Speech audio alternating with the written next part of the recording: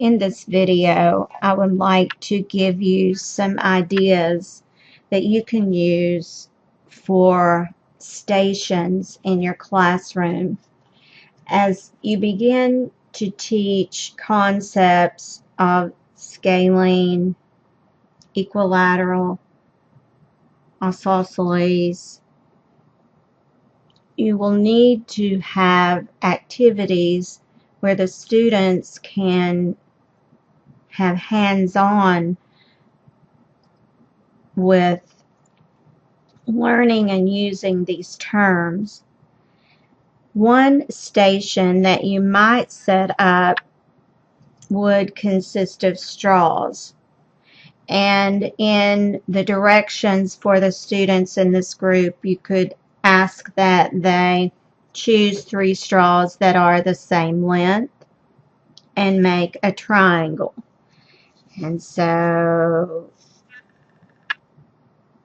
the triangle is made, and then in the worksheet that they are given, you can ask them to identify the name of this triangle. You can ask them how many degrees are in each angle. You can ask them what would happen if you flipped it over. Would it still be the same? Meaning, is it still equilateral? What would happen if you rotated it? Is it still equilateral? You might then ask what would happen if you had a triangle with just 2 sides equal and the other side not equal. So what would be the name of this triangle, and what kind of angles are formed? And then last, you would ask, about no equal sides. It would be good to give them straws that are long, really long, so that they can see that not every situation is going to be able to create a triangle. Because if we have a straw of this length, there's no way, even if I laid these down flat, they're not going to be long enough to reach this vertex. And so, as an extension to that, you can ask, would any 3 dimensions, or would all 3 dimensions make a triangle? And you can see then a need for a rule about, well, what are the restrictions that we would put on that would mean we have 3 sides that make a triangle. A table that you might give students for an activity that deals with the straws might look something like this, where you have them give the name of the triangle that has 3 equal sides and the kind of angles that are there, and what happens if we flip it, and what happens if we rotate it. And so in this, we're giving the concept of change. What happens when we change it? Does it change its name, and does it change its shape? Also, in maybe another station in the class, you could have a geoboard set up. And with the geoboard, you could have some triangles already made, where they have to identify the type of triangle in terms of whether it is obtuse, acute, right, equilateral,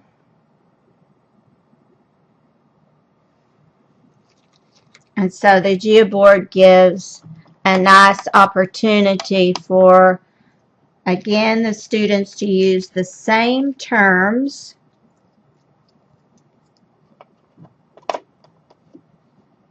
that we had with the straws,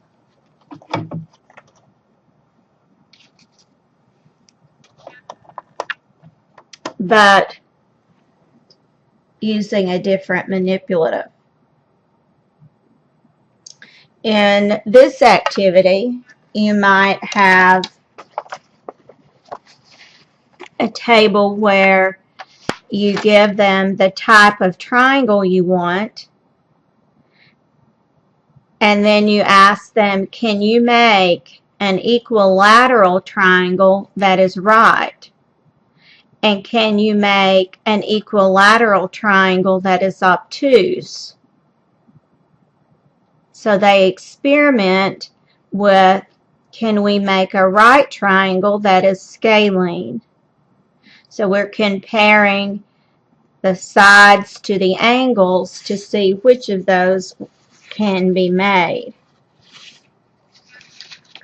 Another station, you could have blocks, and in the blocks you would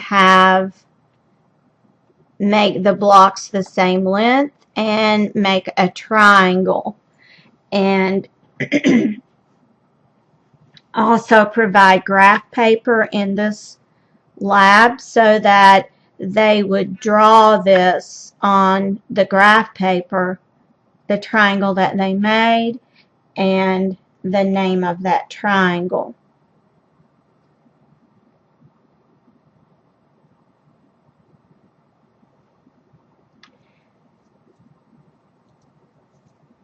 I like for the students to rotate. So 10 minutes on lab 1, then 10 minutes on lab 2 or station 2, 10 minutes on station 3, so that every student is doing every station. Some teachers give different stations to different groups and then have the groups come to explain what they did in their station.